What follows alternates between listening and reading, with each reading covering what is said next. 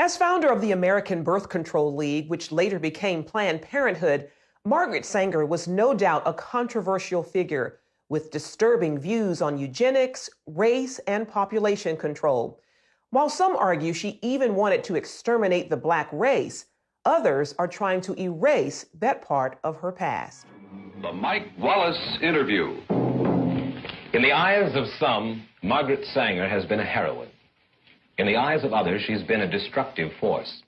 In her own words, Sanger pushed for a society that limited births to those she deemed fit to have children. Well, I think the greatest sin in the world is bringing children into the world that have disease from their parents, that have no chance in the world to be a human being, practically.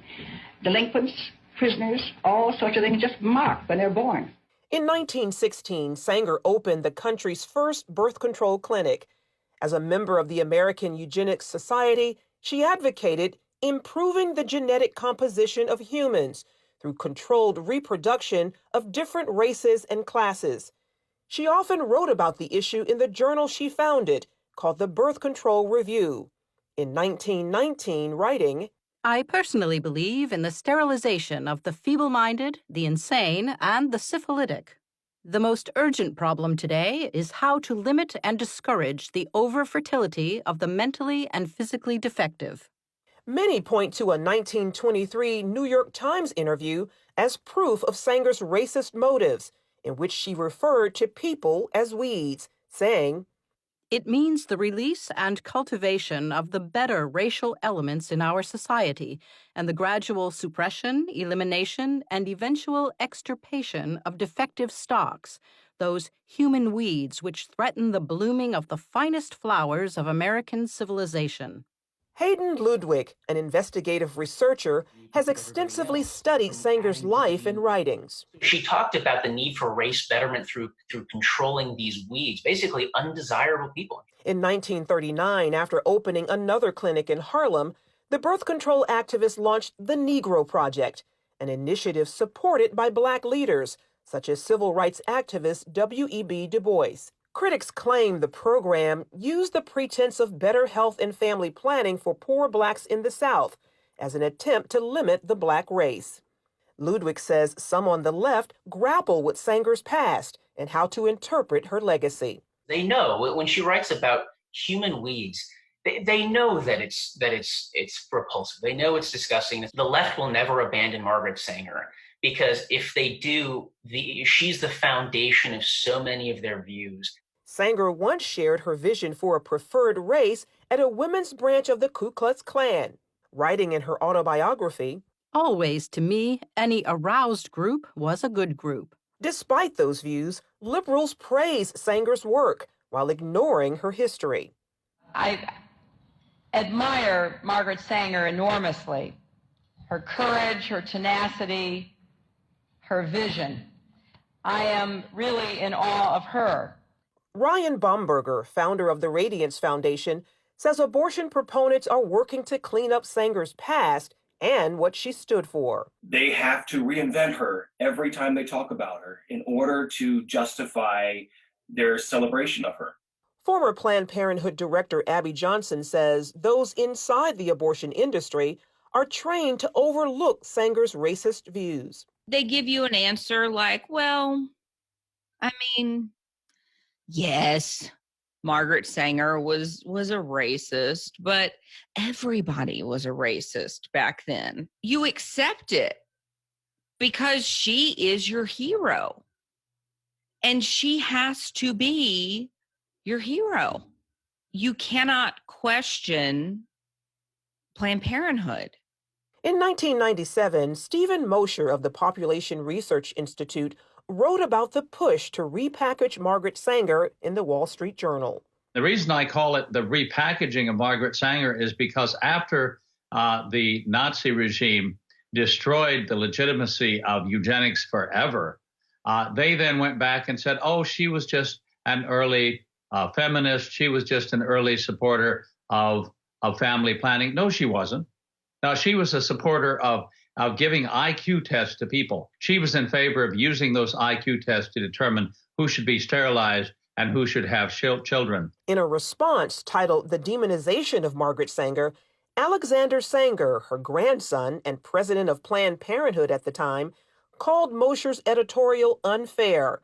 In the same piece, Esther Katz, director of NYU's Margaret Sanger Papers Project, claimed evidence revealing Sanger did not rationalize her support for birth control on racist grounds, that she never advocated genocidal policies aimed at racial, ethnic, or religious groups, and that she, in fact, believed access to birth control would benefit, not eliminate minority populations. Dr. Katz turned down our request for an interview, although in this article, the editor as public authority interpreting Margaret Sanger, she wrote, "By our current highly sensitized standards, some of her attitudes and statements can be construed as racist, elitist, ethnocentric, and not politically correct." In 1942, Margaret Sanger's American Birth Control League became Planned Parenthood, which has moved to fulfill its founders' goals, helped greatly by the Supreme Court decision in Roe v. Wade. Under the veil of secrecy and deception, 60+ million babies have not been born because they were aborted legally since '73. 1/3 of that population belong to the African American community. A frightening and telling number, given blacks make up only 13% of the U.S. population. Dan Gaynor of the Media Research Center says that Sanger's true mission remains alive and well throughout today's abortion industry. Look at the maps. See where the abortion facilities are. They are near places where people are marginalized, people are poor, people are minority, and that's their target market. Generation after generation, we have built a better world for our daughters. Because of allies in the media and academia, Gaynor also points out how speech from conservatives and others about Sanger's past, Planned Parenthood practices, and abortion is often classified as hate speech. There is nothing as close to a sacrament in the media as abortion.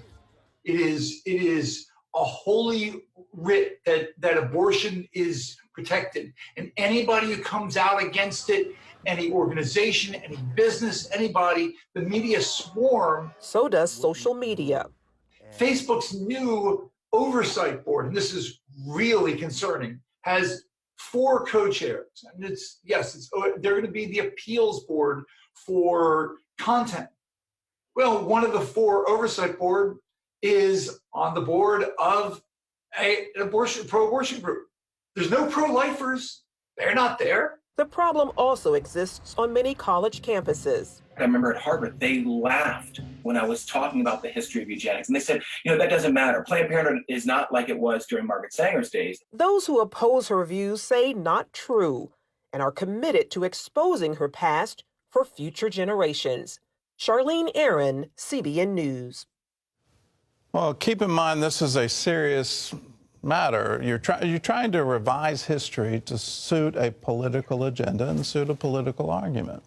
The source of that story, curiously, is a group called NewsGuard, and what they're self-appointed watchdogs of news organizations, and obviously coming from the left. CBN News had published a series of articles on Alveda King and had quoted her accurately, saying that Margaret Sanger thought that black people were human weeds.